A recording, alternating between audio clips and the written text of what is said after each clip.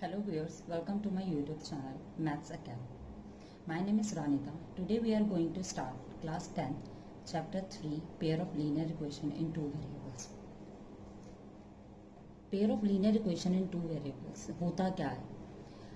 हमारे पास दो चीज़ है. सबसे पहला है pair of linear equation and the second is two variables.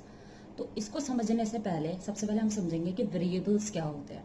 ठीक है, तो पहली चीज होती है कांस्टेंट और दूसरी चीज होती है हमारे पास वेरिएबल.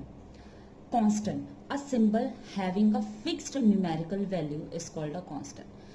वो कांस्टेंट उसको बोलते हैं जिस सिंबल की एक फिक्स्ड न्यूमेरिकल वैल्यू होती है. अब जैसे मैं बात करती हूँ कि 1, ठीक है, 1 को मैं 1 ही बोलूंगी, उसको मैं 2 तो बोलूंगी नहीं.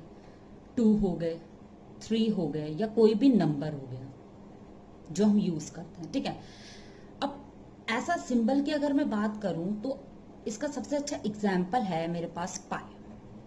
ठीक है, pi is a good example of constant, क्योंकि पाई जो होता है, पाई को हम हमेशा रिप्रेजेंट करते हैं 22/7 और या हम उसे रिप्रेजेंट करते हैं 3.40, राइट. तो पाई की एक फिक्स्ड वैल्यू है. अब मैं पाई की value according to question change नहीं करती, मैं हमेशा उसे यही रखती हूँ. कभी मैं ये पुट करती हूँ वैल्यू या ये करती हूँ, लेकिन ये जो है इसकी फिक्स्ड वैल्यू है. तो इस वजह से जो पाई है मेरा वो एक एग्जाम्पल है कांस्टेंट का.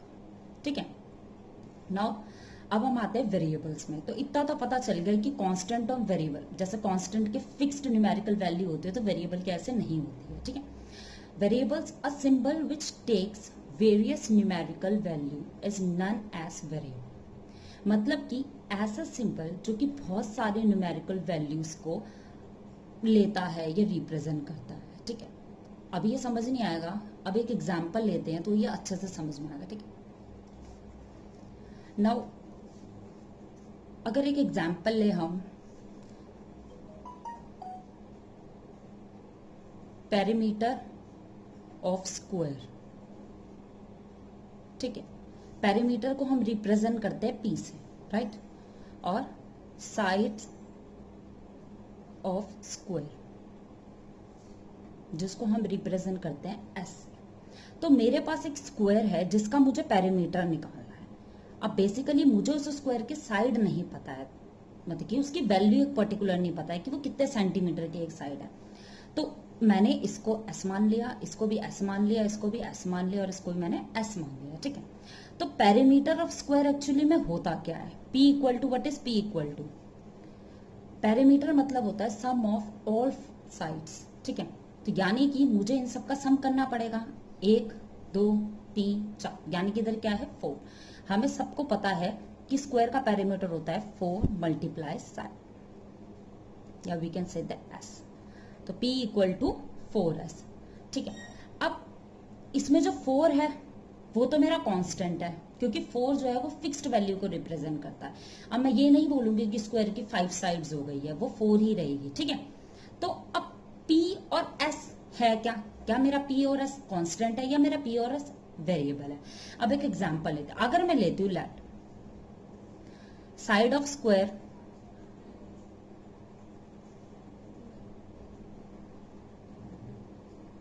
मैं लेती हूँ 2 सेंटीमीटर. ठीक है, तो मुझे पता है, तो मेरा पेरीमीटर क्या हो जाएगा 4 मल्टीप्लाई 2 यानी कि 8 सेंटीमीटर. ठीक है,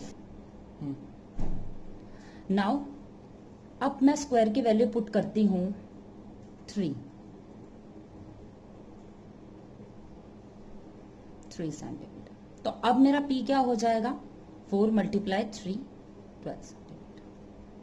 ठीक है, इस दो कंडीशन में मैंने देखा कि पहले मैंने स्क्वायर की वैल्यू जो है यानी कि साइड ऑफ स्क्वायर मैंने 2 पुट करी तो मेरा पेरीमीटर 8 हो गया. जब मैंने 3 पुट करी तो मेरा पेरीमीटर क्या हो गया 12 हो गया. तो यानी कि जो S है वो P को कहीं ना कहीं अफेक्ट कर रहा है, राइट. तो यानी कि P और S जो है वो चेंज हो रहे हैं. ठीक है, यानी कि वो बहुत सारे वेरियस न्यूमेरिकल प्लेसेस या वैल्यूज ले रहे हैं. ठीक है, तो इसमें क्या हो गया, जो मेरा P है और जो इसमें मेरे केस में S है वो दोनों मेरे क्या हैं, P एंड S मेरे हैं वेरिएबल्स. ठीक है, और जो मेरा 4 है वो मेरा कांस्टेंट है. अब तुम समझ गए होंगे कि कांस्टेंट और वेरिएबल एक्चुअली होते क्या है और इनके बीच में डिफरेंस क्या है. ठीक है, तो ये तो हमारा वेरिएबल हो गया. नाउ अब हम पढ़ेंगे what is linear equation. Linear equation होता क्या? एक ऐसी अलजेब्रिक इक्वेशन जिसके टर्म का एक्सपोनेंट 1 होता है, वो मेरा लीनियर इक्वेशन होता है। ठीक है, अगर मैं बात करूं इन वन वेरिएबल में मेरी लीनियर इक्वेशन होगी a x plus b equal to 0। ये मेरे वन वेरिएबल में है, क्योंकि इसमें मैंने सिर्फ एक वेरिएबल यूज करा है जिसमें मेरा x है, और जो मेरे a और b है वो मेरे रियल नंबर है। ठीक है, और अब इस केस में एक चीज होती है कि मेरा जो a होगा वो 0 नहीं होगा, क्योंकि अगर मेरा a 0 होगा तो मेरा x भी क्या हो जाएगा, 0 हो जाएगा। मतलब कि a मल्टीप्लाई x है, तो अगर a 0 होगा तो 0 मल्टीप्लाई x, तो वो भी 0 हो जाएगा। तो इस पूरी इक्वेशन में वेरिएबल ही नहीं रहेगा, तो ये इक्वेशन लीनियर इक्वेशन कैसे कहलाएगी? ठीक है, तो पहली कंडीशन ये होती है। अब टू वेरिएबल्स में हमारी इक्वेशन होती है ax plus by plus c equal to 0। तो ये मेरी होती है टू वेरिएबल्स में, यानी कि जो a है and b does not equal to 0। Same condition है कि अगर ये 0 हो जाएंगे तो इसमें कोई वेरिएबल जो होगा वो 0 हो जाएगा, और इसमें कोई वेरिएबल नहीं रहेगा, तो ये लीनियर इक्वेशन नहीं रहेगी। तो लीनियर इक्वेशन में वन वेरिएबल और टू वेरिएबल होता है। ठीक है, तो ये आपकी इक्वेशंस होती है। नाउ अब हम आते हैं pair of linear equation in two variables, कि pair of linear equation in two variables. अब वेरिएबल मुझे पता चल गया, लीनियर इक्वेशन मुझे पता चल गया, तो पेयर से साफ साफ पता चल रहा है कि पेयर यानी कि पेयर में होनी चाहिए लीनियर इक्वेशन। ठीक है, तो होता क्या है ये? An equation which can be put in the form of ax plus by plus c equal to 0, where a, b and c are real numbers and a and b are not both 0 is called a linear equation in two variables। मतलब कि ये वाली form में होना चाहिए,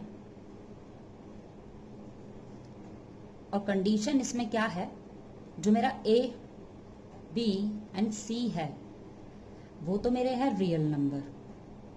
ठीक है, और a and b does not equal to 0, जो कि मैं पहले ही लीनियर इक्वेशन के टू वेरिएबल्स में डिस्कस कर चुका है। ठीक है, तो अब इसमें मुझे पेयर चाहिए। ठीक है, तो एक तो मेरा हो गया a1 x plus b1 y plus c1 0।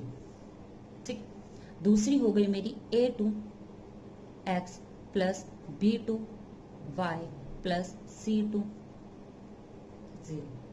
तो ये मेरी दो इक्वेशन हो गई, जिसको मैं बोलती हूँ पेयर ऑफ लीनियर इक्वेशन। मतलब कि a, b और c की वैल्यूज जो है वो कुछ भी हो सकती है, बाकी आपकी इक्वेशन ऐसे रहेगी। इसको और अच्छे से समझेंगे हम एक एग्जाम्पल से। लाइक अगर मेरे को एक क्वेश्चन है मेरे पास कि टोटल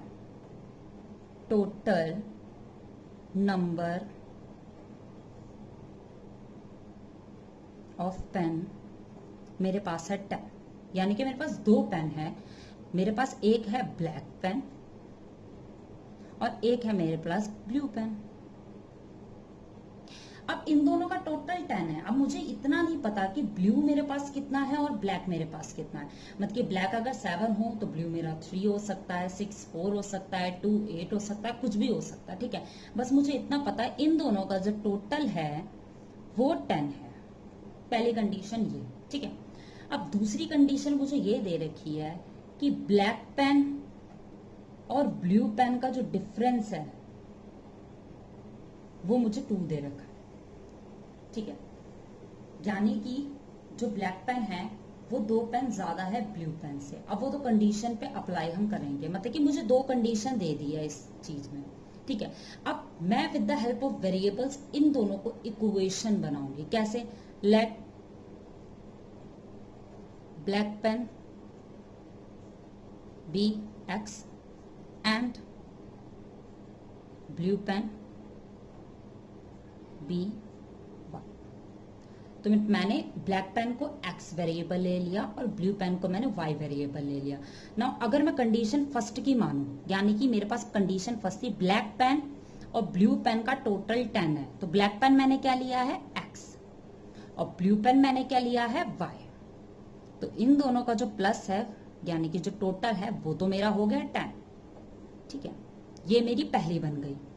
अब अगर मैं दूसरी कंडीशन के अकॉर्डिंग चलूं तो मेरे पास ब्लैक पेन और ब्लू पेन का जो डिफरेंस है वो 2 है, यानी कि x minus y equal to मेरे पास क्या है 2 है।